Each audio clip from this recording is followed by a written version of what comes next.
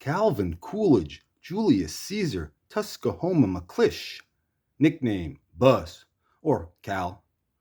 Pitcher, MLB Debut, 1944. Cal said, "Until I came along, my dad never got to name any of the kids. I suppose he was into the firewater when he named me." Cal's dad was Cherokee.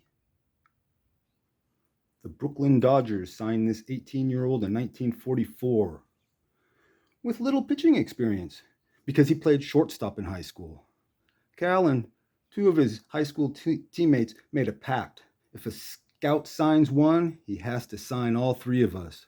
So Dodger scout signed Cal, Bobby Jarvis, but not Bobby Morgan, unknown to the boys. Wasn't until they were at training camp in New York when they found that out. The teens refused to play, left camp. All three went back to Oklahoma to witness Bobby Morgan getting signed. That's a pact and a great friendship. Boy, howdy. So with no minor league experience, Cal was on the Dodgers' opening day roster. The teen always knew there was a possibility of getting called up to active duty, and he did. Spent 1945 fighting on the Western Front, earning 2 battle stars for his accomplishments. Back in the States, in 1948, on the Pirates' top farm team, the Indianapolis Indians, who was managed by Al Lopez, Cal went 12-9 and won the league's pennant. In 1955, with the San Diego Padres of the PZL, his pitching really took off under manager Bob Elliott. Now it's 1956. He's an Indian, sharing time on the stacked Indian staff. During his time with the tribe, he had 4 managers: Al Lopez, Kerby Farrell, Bobby Bragan, and Joe Gordon.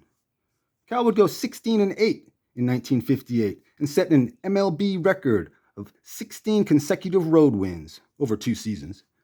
Earned a save in the 1959 All-Star Game and was 19-8 that year, and was the tribe's ace, along with some youngsters. They had Gary Bell and Jim Perry, Mudcat Grant, and Herb Score, who was trying to make a comeback after getting hit in the eye by a line drive.